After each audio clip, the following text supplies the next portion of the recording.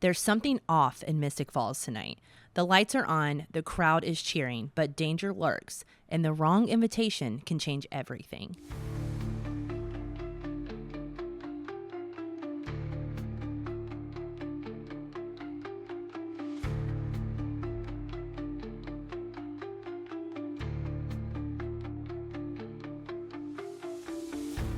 Welcome back to Bloodlines and Backdrops. More than a podcast, we are a rewatch with receipts. And boy, do we have them this episode. This week, we're diving into episode 3 of the Vampire Diaries, Friday Night Bites. We've got cheer tryouts, football drama, vervain, and a teeny little bit of Damon's humanity shows up in this episode. Things are heating up fast here in Mystic Falls. But hey, we've got bourbon, props, and our favorite things, receipts. And back with me to recap this episode is the one and only original Vampire Stalker, Jessica Lowry. Welcome to the show. Hello. Happy to be here. All right. Episode 3. This is where the drama really starts to happen. I also want to say off the bat, we still haven't met anyone's parents yet. So at this point, we have met Uncle Zach and Jenna, and that is it, right? So we still have not met anyone's parents These yet. kids don't have parents. We don't know what's going on. They're all dead. It's like a Disney movie. So what's going on in this episode? We see Caroline wake up. Yes. Damon shirtless next to her. Yeah. Looks like they had a good night, but she looks a little scared. Yeah. So a little extra, blood in the area. You can tell she's a little bit on edge. Yeah. She creeps her way out of the room. And she gets to the door, and she kind of takes a deep breath, thinking that she made it out. She turns around, Damon's gone, and then there he is. Yeah, there he is. That's what he does. And he attacks her again. And then it's welcome to the Vampire Diaries. That's right. That is how the show opens. So sorry for the person who said they're tired of people getting eaten when the show starts. That's how we do it here. That's how we do it. I'm sorry. We're just like, if you're not eating or murdering in the first 5 minutes, what are we watching? Yeah. Now, if you remember in the last episode, Bonnie, she touched Stefan and it said it was a little off, right? So she's kind of being weird about Stefan now to Elena. And she's like, I touched him and the vibes were just off. Like, things weren't bad. So she's not telling him, like, yet what she saw or what she felt. She will by the end of the episode. She had a really bad feeling. Yeah, she had a really bad feeling. So she touched him and she had a really bad feeling. And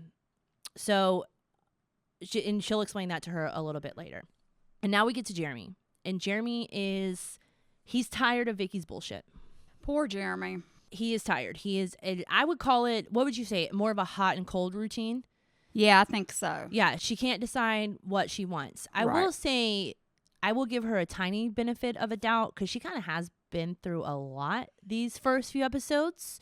Yeah, I think that she does care. She's just afraid of what everybody else will think about her caring. Yes. I think that's playing a bigger role. Because there's an age gap between them, right? So I'm assuming Vicky's 18 and Jeremy's 15. That's what I'm assuming. I don't know for sure. I think everyone else is 17 and Jeremy's supposed to be 15. So I think she's feeling a little weird about that.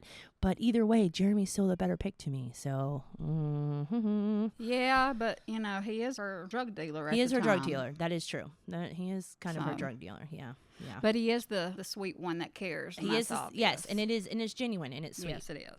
Now, what's exciting about this episode? We got Elena encouraging Stefan to try out for football. Yeah. And she does that because, Tyler and Matt tried to show him up. Right. They throw a ball. He turns around, he catches it, and everybody's like, whoa. Yeah. That was kind of crazy how fast he turned around and caught it. It was pretty fast. I would have been thrown off by that. I'm not sure that immediately I would have said, let's get him on the football team. Super hard back. He threw it very fast back. Pretty intense moment. So at that point, she's like, hey, you really need to try out for football. And I think that, he's trying to impress her. So she's going to go ahead and do it. Yeah. So now high school life commences. Yes. So this is probably the 19th football team that Stefan has been on. He probably has been a Timberwolf before. I'm sure that he's played. He probably has a lot of jerseys. Yeah. So he goes to try out, and guess who the gosh darn football coach is?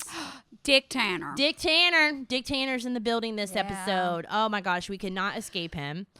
He's the principal, he's the lunch lady, and he's the coach. I don't know what's going on. He is a one-man show at this school. No wonder he's pissed. He's probably very underpaid. He's probably underpaid. He's like, you know what? I'm not getting enough. You guys are making me do and it's way hard too to much. think that you're better than everybody else. It is. That's for sure. You can't be a narcissist and be a high school teacher. I mean, this is not a good. That's not a good combination. All right, so he's still awful. And I want to say that at this point, I think I mentioned Stefan having some red flags before. I do think that these are some more red flags, right? So he's like broody and handsome. Now he's like an Olympic athlete. He's an honored student. Like he knows every date. He knows everything about everything. He seems too good to be true. Yeah. I mean, honestly, he really does. And for most people, you would start to think that, but I think that everybody can relate that in the beginning, when you first start dating someone, you look past those things because you're so excited about meeting someone new and having a connection that you're not thinking, whoa, this is too good to be true. You're thinking, oh my gosh, well, I can't. And he's throwing in there too that he's had a hard life. Oh yeah, he's everything that he can connect with her. Yeah. He's like, oh, dead parents, gotcha. What's up? My parents have been dead for a long time too, girl. Like, what do you want to, So I think that's kind of taking the shine off of what we're noticing. I think so too. I think that's probably true too. And then we got Bonnie doodling class. Yes, Bonnie's doodling class, and she's 8-14-22. 8-14-22. So these numbers are important throughout the episode with this. But she starts seeing those numbers, and she tells Elena about it at the dinner party that they go to. Yes. So Elena hosts a dinner party because she wants Stefan and Bonnie to get off to a better start. Right. She wants them to love each other like she loves him. Yes. She really wants the two of them to get along because Bonnie is her best friend. We hear later on, her and Caroline are also very close, but Bonnie is her best friend. Right. So having Bonnie's approval, that means a lot to her. So important. So while she's in the kitchen and she's telling her that, there was one part that was cute. She said, "Where's the serving spoon?" And then Bonnie guesses where it is, and then she's standing there and she goes, "Candles," and she opens the drawer and the candles are there. So she's starting to get into her own at this point. And then Stefan, when they sit down for dinner, Stefan does start winning Bonnie over because he starts talking about the Salem witches. Yes. She talks about how she came by way of Salem. So again, just really strange, unnecessary information that Stefan knows that he is now bringing into the conversation. Right. So he kind of wins her over by that. And then who shows up? Lower Jaw. Who shows up? Damon and Caroline. Damon and Caroline are at the door. And she's got the scarf on her neck. Yeah. Okay. And so Caroline can walk right in. That means. Yeah. She can come right in. Caroline can walk right in. If vampires could sweat, I think Stefan is sweating at this point. Stefan's like, don't invite him in. Don't invite him in. Stefan gets so weird about Damon when Damon's around. And I'd be like, dude, what's wrong with you? I know. What is going on? Like, why do you hate your brother so much? Like, you're not explaining this to me. Right. But they crash the dinner party and Elena lets him in. Elena's like, you're being weird. Like, this is fine. He's dating my friend Caroline. Let's all get to know each other. And now he's been invited in. So that's the end of that. Yes. And they get in, and he also, he brings the passive aggressiveness. That's what Damon does. Caroline's kind of being a brat. She talks about how Elena's not doing good cheerleading, and she was like, well, it's because her parents died. And they kind of, we all agree that season 1 Caroline is not the best. Yeah. But she has such good character development throughout the series that I'm going to try not to be too shitty to her in the first season, but to be somebody's very good friend. And you actually see Elena really defend Caroline later in the episode. Elena deserved to be treated a little bit better than that. But Caroline is going to get better. Yes. She's going to get better. So we're going to do it. But my favorite thing, of course, Damon, what is he going to do? Name drop Catherine. Oh, of course. He's dropping Catherine. Yeah, because, any chance he gets, he's like, by the way, did you know that when Stefan was 14 years old... His girlfriend died. His girlfriend died. So just like our parents. Just like our parents. They died together. She's like, when did all this death happen? Can you give me some time dates? How many funerals have you been to? How many? You've been to more funerals than I have at this point. And I think that this is where I talked about, I mentioned earlier that you see a teeny bit of Damon's humanity in this episode. And it starts with Elena kind of showing some compassion about that. And Damon's a little thrown off. Yeah. Like he thinks that he's being... oh, I'm going to throw it in her face about Catherine. And then she's like, actually, she's like, oh, that kind of sucks. Yeah. You lost her too. You lost her too. And then he's like, oh, kind of thrown back, right? So how did you know that? Well, she's picking up on it because he sure does bring her up a lot. Yeah. He seems to. He definitely cares. He seems to do that a lot. Now we see that after Damon is allowed in, Stefan, he's got to find a way to protect Elena because Damon has made it very clear that he will come night after night after night to visit Elena. And so he goes into his box of stuff, I guess, and he finds this necklace. Right. And he puts an herb in it. So we don't know what the herb is yet. We don't know anything about that yet. We don't know anything yet. And if I'm being honest, not the most attractive necklace. I'm just... Right. Not the most attractive necklace. And I know he says, I know this is really soon, but I've never... He says, I've never met anyone that I've wanted to wear this. Again, you're 17, bro. Like, and we're thinking... Who was it? Was it your mom? And then I wonder at that point if she goes, even Catherine didn't get to wear this? Even Catherine? So he gets really weird about it, but she puts it on immediately. Doesn't think twice about it. She's just very excited this dude's into her, and she puts it on. Right. And then I also wanted to bring up, because actually I accidentally skipped over this, Damon pulls up in his car when he drops Caroline off for cheerleading. Yes. The first time we see the infamous Damon car. The first time that we see the car. And it is, I actually found this out tonight. I wasn't 100% sure. Before, when we were going over the notes, I said, was the car different in the first episode? And Jessica said, no, it is the same car the entire time, which was owned by someone that would... Like, they would pay him to use it throughout the show.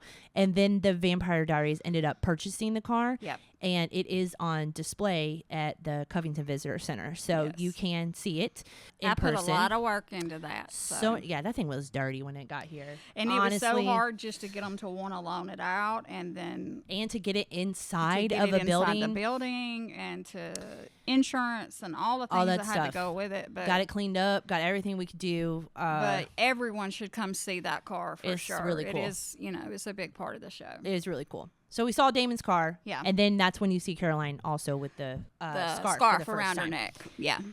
All right. Now, the game hasn't started yet. They're still doing all the pre-stuff. Everybody's getting excited. The cheerleaders getting ready. Everything's getting going. Right. But... Jeremy's, on his drugs, and Tyler is all hyped up drinking, he's got the liquor out there. Oh yeah, he's got it all. He's tailgating for the game, and I guess because Mr. Tanner is the only teacher in the whole school, no one noticed. So at this point, him and Tyler get in a fight, and they of course are fighting over Vicky. So Vicky's like, Tyler, stop, leave him alone. Tyler's like, is that Jeremy Gilbert? Yeah, is that Jeremy Gilbert? And then here we go, his masculinity shit, and Stefan gets in between them and gets his hand cut. Yeah. Now, and it's a good gash. It's a good gash. We all see it. Yeah. Elena sees it. But she kind of has to ignore that for a minute because she's got to go to her little brother. Right. So she goes to Jeremy, and then she goes back to Stefan to help him. And he's like, oh, no, sorry, it was someone else's blood. And she's like, nah, dude, no. She knew what she saw. She said, I know what I saw. It was a gash. And he is gaslighting her at this point. And he's like, no, it wasn't. No, sorry. My blood. It wasn't my blood. Sorry. Sorry you saw what you think you saw. So she kind of has an uneasy feeling about this. I think this is the point where she kind of starts to think, okay, maybe Stefan is hiding a few things. Yeah. So she goes to Bonnie, and she's like, Bonnie, tell me what you felt when you touched Stefan. And Bonnie's like, no, me and Stefan are good now. You don't need to worry about that. Like, we're good now. And then Elena's like, no, I need you to really tell me. Yeah. And then Bonnie says, it's what I imagine death to feel like. Right. And we're thinking bad vampire mojo. That's bad mojo. Also, not something you want to hear from your best friend. No. You know that guy you like? When I touched him, felt like death. Yeah. I don't think anybody wants to hear that from their best friend. Absolutely not. So then Elena kind of leaves Bonnie, and she runs into Damon. Mm-hmm. And at this time, Damon tries to compel her to kiss him. He acts, and she slaps his good little old face. She slaps his face real good. And it starts off, before I was talking about Caroline, this is the point where she also defends Caroline. Because he's kind of talking bad about Caroline, and she's like, that's my best friend since first grade. She might not be... the whatever person, but she's a fun, good, nice person. You shouldn't talk about her like that. And he's like, I just can't listen to her talk anymore. Yeah, he's basically like, because he thinks he's about to compel everything that he's saying to Elena. And she's not going to remember. Yeah, that she's not going to remember. So he tries to compel her. That doesn't work. Again, she smacks him in the face, right? Yeah, good for her. And then Damon figures it out. The necklace, she's got the vervain in her necklace, and when he's got the herbs, but right before that, you remember when she slaps him, she says, I'm not Catherine. Yep. And it's like, girl, you don't even know yet. Yeah, you have no idea. You are not Catherine, but in some ways you are. You are Catherine. You do not even know that yet. Yeah. So funny foreshadowing there for her to say that, because we're going to learn that might not be as true as she thinks it is. It's going to come back to haunt her. So then at that point, Damon confronts Stefan about the vervain, and then Stefan, tries to show Damon that he has humanity. He's like, hey, you know what? I was thinking about it. I think that there's still some good in you. And Damon's like, I'll show you, buddy. Is that what you think? Is that what you think? And then who does he kill? Dick Tanner. Dick Tanner is dead, y'all. He is dead. Poor Dick Tanner. Oh, my gosh. Who are they going to get to run the school now? Yeah. Who's going to coach the football team? What we going to do? So Tanner is dead. And nobody's upset about that. No. I think one thing that everybody's going to learn here is that pretty much someone dies in Mystic Falls every single week. Yes. There's an animal attack every week. There's something going on. And sometimes we're sad about it. Sometimes we're not. This is one we're not very sad. Could not get rid of Mr. Tanner quick enough. Bye-bye. Now, Matt finds his body. I do feel sorry for Matt in that instance. I do feel sorry for Matt. Matt's the one that finds his body after he kind of storms off from Tyler, because he says, you're the problem. Like, regardless of this is just some girl to you, that some girl is my sister. Exactly. And I'm supposed to be your best friend. So I don't like you treating my sister like shit. Yeah. He shouldn't even been going after his sister. He should not have. And if he was, then you got to be extra kind to your buddy's sister. You can't, you got to protect her. You're supposed to be treating her well. You got to pay for dinner and shit. Yeah, you got to do all that stuff. I mean, your last name's Lockwood, which we're going to learn really means something in this town. That's right. right. So you got to pay for dinner. Yep. Now the numbers sum back up. Yep. 8-14-22. You see building 8. Yep. You see 14 on a license plate that is parked next to the spot 22, which is where Mr. Tanner's body was found. Exactly. So building 8, tag 14, parking space 22. And poor Bonnie just looks mortified. She puts it all together in her head. She feels that fear then. She is very, very scared. Oh God, I am a witch, I think. Yes. And something's not right. Yeah, it's weird, and she's crying, and she's just I think she does a good job in that moment too, I do too. As an actress. So. I do too. And I think that people need to start listening to her, because all she's doing is trying to warn us about what's going to happen the next 8 seasons. Okay, guys? Yeah. Like, we need to start listening to Bonnie. Yeah. And all that drama. And then the episode ends with Damon being a little creepy. He is in Elena's bedroom. Yes. He's showing his humanity. Because, listen, she smacked him in the face. He would have snapped her neck right then if he didn't give a shit. Exactly. And I don't even know that it's as much about Elena at this point as it is. I don't think he wants to hurt. I think he still sees Catherine, though. I think he still sees Catherine, and I think that he doesn't necessarily really want to punish Stefan to that point. Yeah. Not to that point. Not to that point. He wants to leave it open-ended. He wants to save it for a better moment. I think that's the case. He wants to turn the knife halfway, not all the way. I think he wants you to think he's going to do it, but he's not really going to do it. But he wants you to think he's going to do it. So. Yeah. And that's how the episode ends. Yeah. That's episode 3, y'all. I enjoyed it. The behind-the-scenes stories that we share on this podcast are ones that we either experience firsthand or have been given permission to tell. Please don't repost or claim these stories as your own. This fandom thrives on respect, and we want to keep it that way.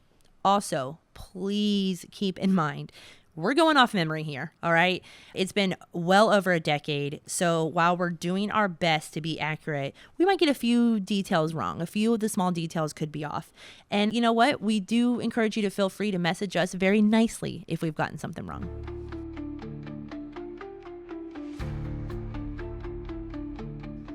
All right, let's get into the Covington connection for this episode. So, Jessica, we saw a little bit of Mystic Falls here, but there's some different locations that actually aren't too far from here that they used this time. So let's talk about those. Yeah, so on the high school area, that the football field where Dick Tanner dies, where Dick Tanner dies, parking lot, all of that good stuff at the football field is actually in Monroe, which is about 40 minutes from Covington.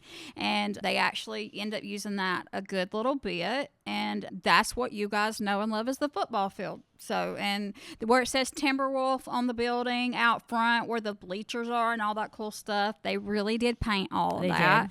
In fact, until just a few years ago, it still looked the same. It had wear and tear, but it still looked the same. So they ended up using it the entire 8 seasons, not a lot, but they did go back to it. They did go back to it a few times because they use it again in the graduation episode, which we'll talk about later. But they do use it several times. And before the parade episode, which I was an extra in, so we'll get to talk about that. So unfortunately, the Timberwolves is gone. It was painted over a few years ago. It's a small school, and unfortunately, they could not keep up with the foot traffic from the fans. There were really a lot of fans coming and going, and they just could not keep up with, having to keep that clean and things like that. So they eventually... And safety of the current students. Yes, and that too. So it's a real school, so it's not a good place for a tourist attraction. Right, So they unfortunately did have to cover that up. The first year of tours, we did go out there, but as we had more and more locations added locally here in Covington, we didn't trek out that far anymore. I totally forgot that we used to trek. To locations outside of Covington, because now the tour is like 2 or 3 mile radius, and it's so amazing how much we can pack into all that. Right. But I totally forgot we used to do that. We had to drive to those places. Well, because some of these places we go to now in town didn't exist yet. Nope. So there's so much more after 8 seasons than there that's are. Crazy. In the This is what we're talking about, guys. We're like, this is our memory. Like, our memory's coming back. Things are starting to happen. Like, wow, I totally forgot that we did that. Yeah, that's crazy. Let's get into the receipts for this episode, you guys. All right. We've got some really good ones. A couple of these things are coming right out of Jessica's personal collection that I told you guys was like really badass. All right. So I'm going to let her talk to you guys about these few items that we have to show off for this episode. Okay, so first up are the awesome Elena cheer shoes that we see when she is practicing in the beginning episode area there. Miss Elena, Nina Dobrev did wear those, so kind of neat. And a really fun one, if you actually look right here, and they'll show you up close later, but this is actually going to be the original Elena necklace. And what I mean by that is when the prop department decides to make these things, you'll have someone like Julie Pleck, who is your producer and your writer, say, this is what we're thinking. And then the prop guy goes and he makes something and he says, is this what you're thinking? And they work on it and they go back and forth. And then they say, yay, this is it. So we actually have it in 2 forms here. First off, this is a little one. It's actually the right size. It is made. This is the first one that they made where they were like, yep, that's it. And this is actually made out of rubber. Yeah, it's made out of rubber. It weighs nothing. You see, you can't hear it. So this was the first. This is what you send to the jeweler and you say, hey, let's make that. So that's the first one. And then the big one here, that is actually made for them to use for close-ups. So even though you see the necklace get put on her and whatnot, they actually have to have something like that for the really big close-ups where they want it to look nice on the screen before you see the other cool stuff that they show you. I thought Flavor Flav was wearing this. I thought this. No. I thought he was a big Vampire Diaries fan. That's what I was getting, but maybe I was wrong. And I'm going to say thank you to for the jewelry pieces. These actually are coming straight to us from the TVD props department. One of our wonderful, wonderful friends, Mr. Joe Connolly, actually gave us these items. Yeah, so, he's given us some good stuff. And we're going to talk about a lot of good stuff that he's gave us. Yes. But he actually created this necklace. So this is his thought, his brainwave. So thank you, Mr. Joe. We love you. Yeah, because this necklace becomes iconic. Yeah. It is like, and when people walk in the store, they want the Gilbert necklace. They want Elena's necklace. Like, that is such a big thing to have. And then I think we got one more thing behind us here, yeah? Yeah, so lastly, we have the actual practice jersey. This is actually, we know we see it in the episode with Stefan, Matt, and Tyler wearing one, okay? And I'll be straight up honest, we don't know which one of the 3 wore this one. We just know that they all 3 wore them at some point. And all 3 have signed this jersey because they weren't sure which one was whose. So they decided that we would just have one here on display and that they would all sign it. So that is going to be the practice jersey that you see in this episode as well. So So it's kind of neat to look back and think that we have these cool things. And it's even neater when Amber says, what do we got from the episode? And I'm going, because, we have so much. It's hard to decide what to use. It is so fun to do that. I love texting you and saying, what do we have from the episode? Yeah. Some things I know because I kind of have an idea of the archive of things that we have. But there are definitely things that I didn't know. Like, I had completely forgot about this jersey. I knew about the shoes, so we remembered the shoes. The shoes was actually, I'm pretty sure, one of the very first items that we got. It was, yeah. Yeah, and pretty it's early. It's the very first clothing item for sure. Yeah, pretty early on because Elena ends up not cheering. Yeah. So she ends up leaving the cheerleading squad. She ends up quitting. So very, very early on. I think we got those at the end of the first season. Yeah, end of the first season. Yeah, it was kind of neat to get those really early. And you'll notice, too, as we go through the series and we talk about these things, I just want to kind of just throw in there. Most everything we will tell you where it's displayed. Okay, so some things we keep here, and some things we have a ton of things that we have actually either loaned them ourselves or they are on loan from Warner Brothers to the Visitor Center, which is our museum. We only have so much room here, guys. Only have so much room. And we got to close at 6 a couple of nights a week. So and it's not even, and here's the thing, like, I know a lot of you guys have been for the tour, you've been to the museum. It's a fraction. Yeah. It is a fraction. A fraction. We have more stuff downstairs. We have more stuff upstairs here. Jessica has things at her house. I have things at my house. Yeah. I mean, there's a lot. And we're actually fixing to do a little refresh of the museum area. So we'll be putting more things out really soon, too. I'm pushing for one of the dead bodies to come out. I have been pushing for this for years, but we're hesitant about it because it is scary looking. I mean, and the children do come in there, but it's so cool just to have like a crispy body hanging out. Like, I'm dying for a dead body to hang out. And we've got them. Give me Mr. Crisper. Yeah, we might do that. I think it'd be fun. We'll think about it. All right, let's go with our MVP and our quote of the week. All right, MVP this week, no other than Bonnie Bennett, y'all. It's Bonnie Bennett. Y'all. Why? Because she's coming into her own this episode. Yes. And I feel like while everyone else is distracted by football games and dinner parties and all this stuff, Bonnie's magic is waking up and she's finally starting to trust it. Yeah. And she's again, starting to know it's a real thing, not just this deja vu thing. No, it's not a coincidence anymore. I think that she's realizing that it's not a coincidence, that maybe she's a little bit more than psychic, but she at least knows that she is starting to trust her feelings. Right, exactly. So, and again, I think that everyone else should also trust her because all she's trying to do is save all of you. Yes. That's what she's trying to do. And then my quote of this episode was from Stefan. Stefan says, "We're a work in progress. We'll figure it out."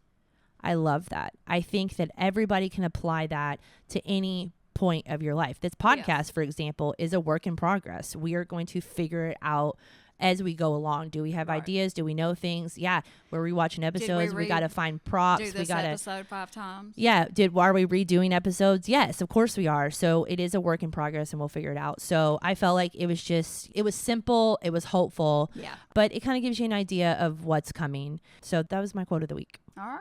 All right, y'all, let's get into the fan throwbacks. And this is where, again, I go on the internet and I deep dive for what fans 10 years ago had to say about the show. Just being a tour guide, the reason I wanted to do this is because opinions have changed a lot over the years. And so many people have different opinions about things. So many people have different feelings about certain episodes, certain characters. So it's kind of fun to go on a deep dive. And we talked about Matt Donovan getting a lot of love. Yeah. So let's talk about that a little bit. All right. So yeah, Matt's getting a lot of love. This quote is, "I'd want a guy like Matt in my life. I'd be safer with him too." Seriously. Absolutely. He's stepping up. He is stepping up. Yeah. Just saying. And he's cute. And he's cute. Say what you want. Season 1 Matt Donovan is very good looking. I was always a Zach fan. Listen, Cash from Friday Night Lights, when he shows up in those cowboy boots, y'all don't talk to me. Oh, one time he told me that he still had those cowboy boots. Really? I asked him, and he said, "Oh yeah, I still got those boots." And I'm like, "Baby, wear them. I need you to wear them right around me, please." All right. Well, I always said he was my boyfriend. That is true. That is true. Yeah, just saying. All right, next up is Matt is nice. I really like him, actually. He's the all-around good guy, and I personally would like to know why he is BFS with Tyler if he's such an ass. And I'd like to know that, too. I would also like to know that. Tyler the ass. I'm going to assume they kind of never really go into it, but I'm assuming that a lot of them all grew up together. Yeah. So maybe it's a Caroline Elena situation where they've just been friends since they were kids and, you know, they got each other's back. Yeah, he's calling him Ty a lot. And, Yeah, they have little nicknames for each other. Love. Yeah. So I think that's it. All right. Then someone says, Damon and Stefan only want Elena because she looks like Catherine. So much for an epic love story. I mean, little do you know. I mean, it's going to change. It's going to change. It is going to change, but they're also not wrong. No. Because we have addressed that Elena exists because she looks like Catherine, which we will learn a little bit more of. But the love for Elena is very different than the love for Catherine. Yeah, I think so. Very, very different. And then someone said, Tyler Lockwood needs a new jersey. It looks like Stefan is number 1. And that's true. It is true. I don't know why Lockwood has number 1. Stefan was number 17. Yeah. But yeah, Stefan's carrying this team. He's kicking ass. But yeah, I got to agree with you on that. That's pretty funny. So I'll give it to you. We'll take it.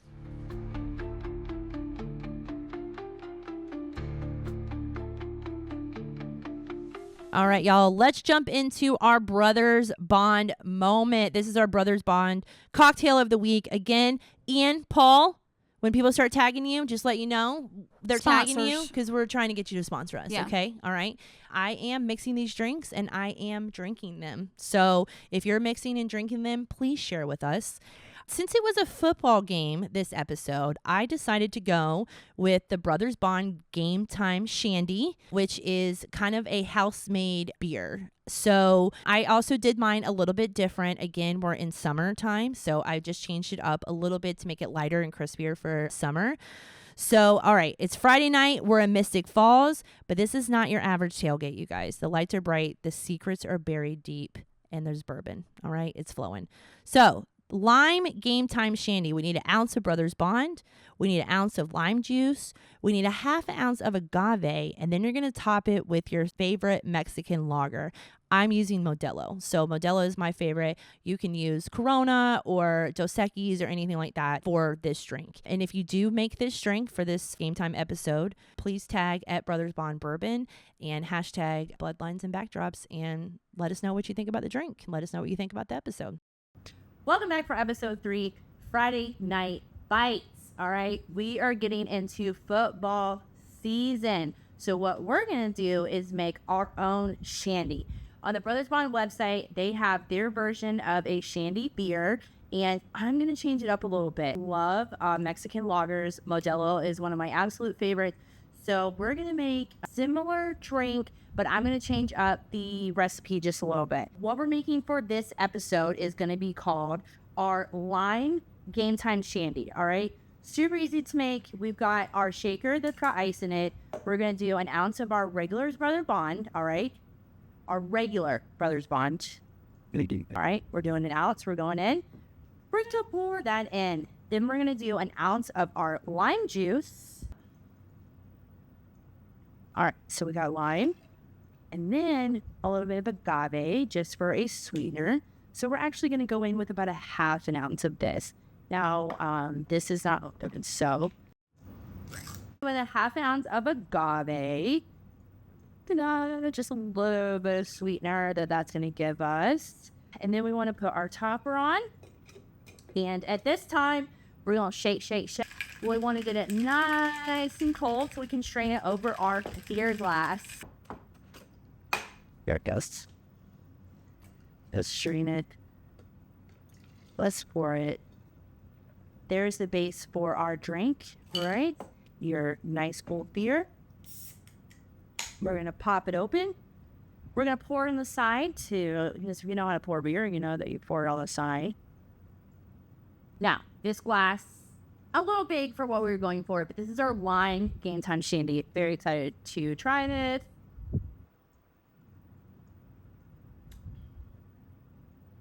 Yeah. That is a beer that I can absolutely, yeah. Please make your version of this. Let us know what you think. I hope that you decide to do the Mexican lager version. It's so good. Such a good summer flavor with the lime and the agave. It's delicious. But if you make a different version or our version, make sure you tag us, hashtag Bloodlines and Backdrops, and make sure you tag at Brothers Bond. Why? Because we want them to sponsor us. because we're over here at Vampire Stalkers. We're giving you guys the rewatch with receipts, and not only that, but we're giving you some really good recipes, drinks that you can drink along while you're rewatching the show with us. So until next time, guys, thank you. Next time on Bloodlines and Backdrops, we're headed to Mystic Falls for the first big social event of the season, the Founders Day party at the Lockwood Mansion. Vampire Stalkers has the behind-the-scenes tea to go with it. You do not want to miss episode 4. But for now, I want to thank you guys so much for joining us for this rewatch with receipts journey. This has been so fun so far in the first 3 episodes. Next week, things are going to go full chaos with the episode Family Ties. We've got the Founders Ball. We've got secrets, more secrets coming out, old flames, things like that. And if you're watching along, again, don't forget to mix up your drink, put on some vervain, and never, ever, ever, ever invite someone in without asking first, okay? You can't just go inviting people in because then they watch you sleep. Until next, stroke your face. Yeah, and stroke your face, and you're not into that just yet. Anyways, until next time, stay safe, stay vampy, and remember, in Mystic Falls, nothing is ever as it seems.